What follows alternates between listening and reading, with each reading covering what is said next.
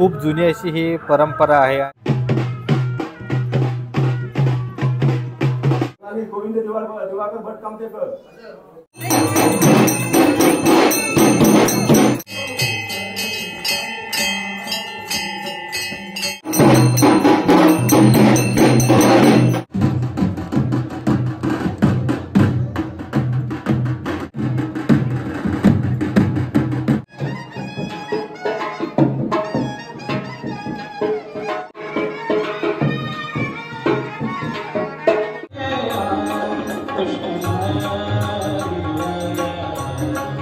नमस्कार मित्रांनो, जवळपास 350 वर्ष जो जुना इतिहास असलेला नवरात्र उत्सव तुम्हाला अनुभव करायचा असेल तर ही व्हिडिओ नक्की शेवटपर्यंत बघा। आज मी आलो आहे देवगड तालुक्यातील कोटकामते गावामध्ये श्रीदेवी भगवती मंदिरामध्ये। तर या मंदिरांमध्ये नवरात्रोच्या दिवशी खूप पारंपरिक पद्धतीने असा नवरात्र उत्सव जवळपास 350 वर्षापासून शाही संस्थानिक थाटामध्ये साजरा केला जातो। भजन, पुराण, कीर्तन, त्यासोबत देवीचे येणारे संचार, तर हा पूर्ण अनुभव तुम्हाला या नवरात्र उत्सवामध्ये घेता येणार आहे। तर खूप सुंदर अशी व्हिडिओ असणार आहे, नक्की शेवटपर्यंत बघा। त्याचसोबत जर चॅनलला नवीन असेल तर आपले चॅनल सुवर्ण कोकण ब्लॉग यूट्यूब चॅनल नक्की सबस्क्राईब करा। खूप जुनं असं हे 350 वर्षापासून जास्त असा इतिहास असणारं हे मंदिर आहे श्रीदेवी भगवती देवी कोटकामते। तर नवरात्र उत्सवामध्ये खूप सुंदर अशी विद्युत रोषणाई आणि सजावट या ठिकाणी या मंदिराला केलेली आहे। सोबत या ठिकाणी तुम्हाला पूजेसाठी लागणाऱ्या सर्व वस्तू, ओटी, त्याच्यानंतर प्रसाद, फुले, तर त्याच्यासाठीची सर्व दुकानं या परिसरात तुम्हाला मिळतील। तर नक्की तुम्ही या सर्व दुकानांना भेट द्या, ओटी, प्रसाद सर्व घेऊन मग या ठिकाणी तुम्ही दर्शनासाठी जाऊ शकता। श्रीदेवी भगवतीच्या मंदिराला या ठिकाणी खूप सुंदर अशी सजावट केलेली आहे आणि हे मुख्य प्रवेशद्वार आहे आणि या प्रवेशद्वाराच्या समोरच या ठिकाणी उंच अशी ढालकाठी उभारण्यात आलेली आहे। या ढालकाठीच्या बाजूलाच समोरच या ठिकाणी सिंहाची प्रतिकृती आहे आणि त्याच्या बाजूलाच पिंपळ पार। यासोबतच मंदिराच्या उजव्या बाजूला या ठिकाणी श्रीदेव रवळनाथ, तर हे देखील एक सुंदर असं छोटंसं मंदिर आहे आणि रवळनाथ मंदिराच्या बाजूला या ठिकाणी हनुमान मंदिर आहे। ज्यावेळी तुम्ही भगवती देवीच्या दर्शनासाठी येता तर या मंदिरांना देखील नक्की भेट द्या। मंदिराच्या प्रवेशद्वारासमोरच या ठिकाणी 2 तोफ आहेत आणि आपण आता या ठिकाणी मंदिराच्या आवारात प्रवेश करतो। तर आज या नवरात्र उत्सवामुळे या ठिकाणी हा जो संपूर्ण सभामंडप आहे तो विद्युत रोषणाईने त्यासोबत सुंदर असा सजवण्यात आलेला आहे, खूप सुंदर। आणि सभामंडपामध्ये या ठिकाणी लाकडी खांब, त्यानंतर या ठिकाणी बैठक व्यवस्था देखील खूप सुंदर अशी आहे। तर या ठिकाणी आपला कीर्तन, भजन वगैरे हे सर्व पारंपरिक कार्यक्रम होत असतात आणि यानंतर आपण सभामंडपातून प्रवेश करतो ते मंदिराच्या मुख्य गाभाऱ्यामध्ये। तर आता गाभारा सध्या बंद आहे, तर ज्यावेळी आता देवीची सर्व आरती वगैरे सुरू होणार होतं त्यावेळी आपण गाभाऱ्यात जाऊन सर्व दर्शन घेणार आहोत। मित्रांनो, या मंदिराच्या या नवरात्र उत्सवाचे एक वैशिष्ट्य आहे की शाही थाटात संस्थानिक थाटामध्ये हा नवरात्र उत्सव साजरा होतो। तर यासाठी काही नियम आहेत, तर ते तुम्हाला या ठिकाणी पाळावे लागतात। तर त्यासाठीचा एक पहिला नियम म्हणजे पांढरी टोपी। जर तुम्ही या संपूर्ण कार्यक्रमाला पांढरी टोपी घातली नाही तर तुम्हाला या ठिकाणी प्रवेश दिला जात नाही। तर ही एक गोष्ट लक्षात ठेवा, जर तुम्हाला हा सर्व नवरात्र उत्सव अनुभव करायचा असेल तर पांढरी टोपी, डोक्यावर टोपी असणे गरजेचं आहे। इनामदार श्री भगवती देवी या मंदिरामध्ये तर सकाळी 5 वाजता काकड आरती होते, त्यानंतर सकाळी 6 ते 7च्या दरम्यान श्रींची महापूजा होते, त्यानंतर गायनाची बैठक, सनई चौघडा आणि हे सर्व रात्री 9 वाजल्यानंतर पुराण वाचन, सायंकाळी 7 ते 9मध्ये भजने, स्थानिक भजने, रात्री 9 ते 9:30 पुराण वाचन, रात्री 9:30 ते 11 आरती, पालखी प्रदक्षिणा, 5 सुपारी आणि सनई वादन, 11 ते 12 कीर्तन आणि रात्री 12 वाजता श्रींचा संचार। तर हे असे संपूर्ण कार्यक्रम या नवरात्र उत्सवादरम्यान साजरे होत असतात। मंदिराच्या सभामंडपाच्या डाव्या बाजूला या ठिकाणी श्री पावणाई देवीचं एक छोटंसं मंदिर आहे। खूप सुंदर असं हे छोटंसं मंदिर आहे, तर या ठिकाणी देखील तुम्ही नक्की दर्शन घ्या।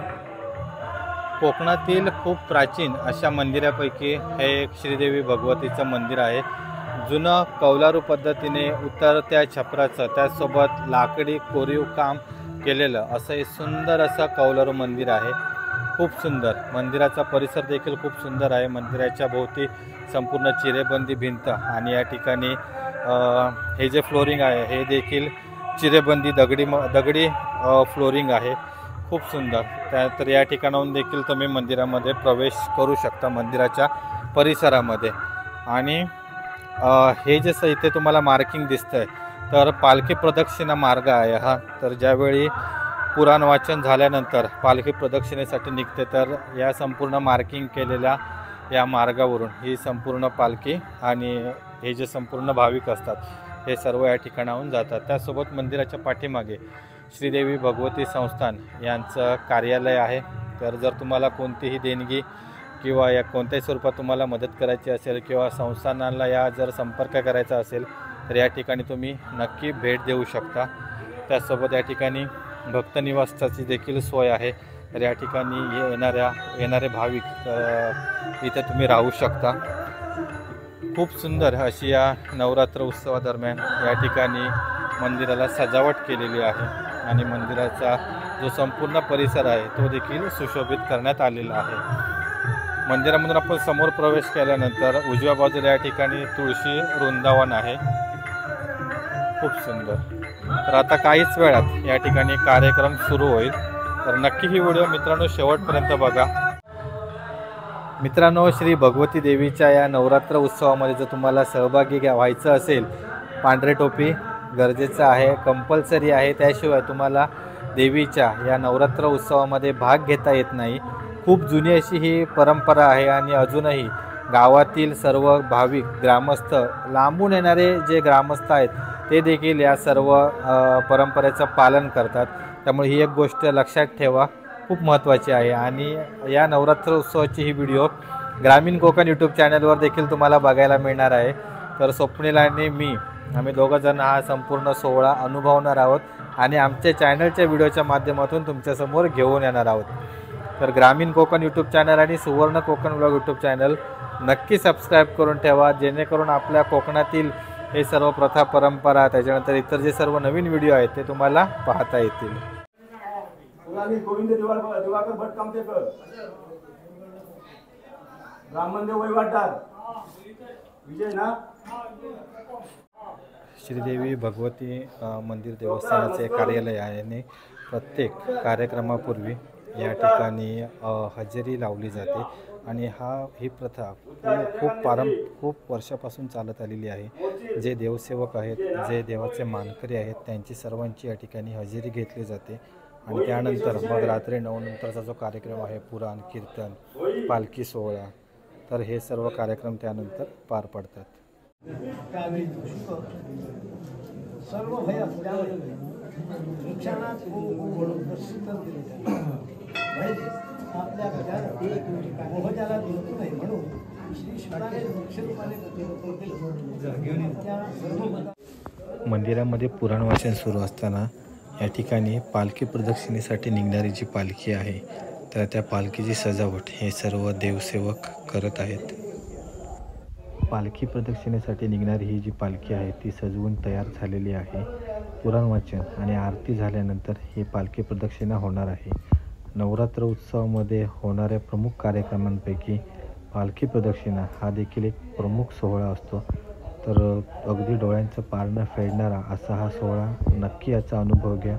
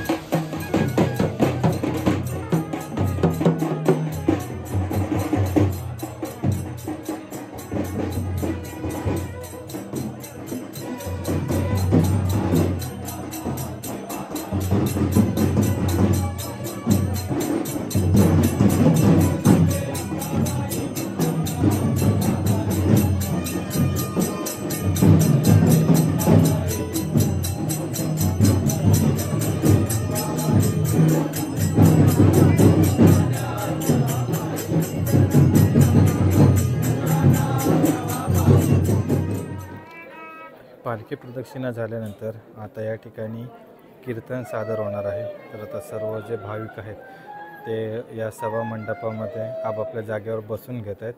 या ठिकाणी मित्रांनो एक परंपरा चालत आलेली आहे। तर या मंदिराची एक परंपरा आहे की या मंदिरामध्ये कोणत्याही कार्यक्रमाला तुम्हाला मंदिरात टोपी घालूनच बसावं लागेल आणि ही सर्वजण अगदी मोठ्यांपासून लहानांपर्यंत सर्व जी पुरुष मंडळी आहेत हे आतापर्यंत तंतोतंत पाळत आलेली आहेत।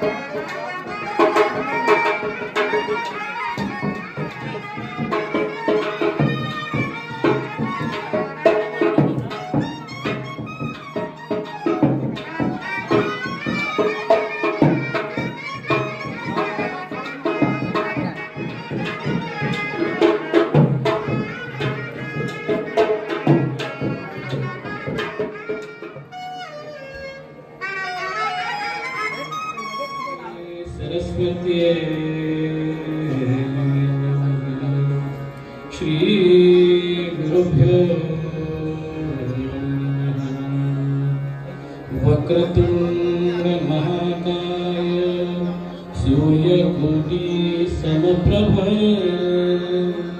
निर्विघ्नं कुरु मे देव सर्वकार्येषु सर्वदा। गुरुर्ब्रह्मा गुरुर्विष्णु गुरुर्देवो महेश्वर गुरु साक्षात् परब्रह्म तस्मै श्री गुरवे गुरुर्वे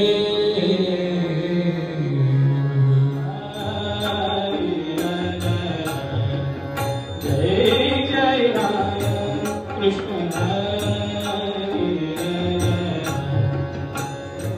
जय जय राम कृष्ण हरी जय जय राम कृष्ण हरी जय जय राम कृष्ण हरी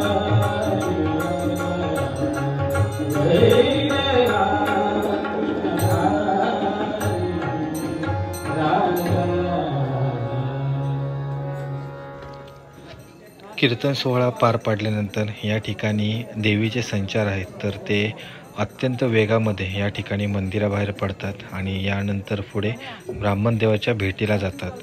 हा सोहळा डोरळ्याचं पारणं फेडणारा असतो आणि यासाठी ही संपूर्ण गर्दी आणि ही लगबग या ठिकाणी सुरू आहे.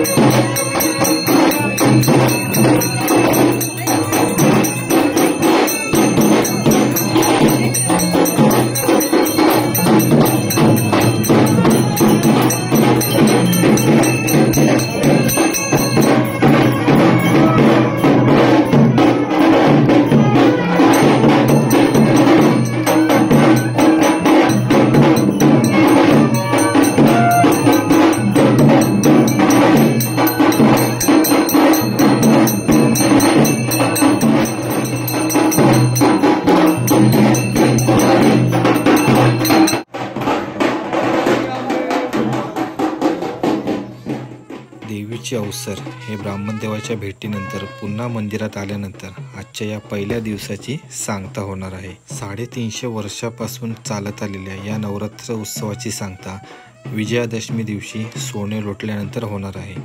तर मित्रांनो, तुम्हा सर्व भाविकांना एक नम्र विनंती आहे की इनामदाराची देवी भगवती संस्थानाच्या नवरात्र उत्सवाला नक्की भेट द्या. हा अभूतपूर्व असा सोहळा स्वतःच्या डोळ्यांनी पहा. खूप सुंदर असा हा सोहळा असतो. हा सोहळा आम्ही स्वतः अनुभवलेला आहे आणि व्हिडिओच्या माध्यमातून तुमच्यापर्यंत पोहोचवलेला आहे. तर तुम्हाला सर्वांना नम्र विनंती आहे की नक्की या सोहळ्याला एकदा भेट द्या. त्याचसोबत सुवर्ण कोकण व्लॉग यूट्यूब चॅनलची ही व्हिडिओ तुम्हाला कशी वाटली ती देखील कमेंट करून नक्की सांगा. धन्यवाद.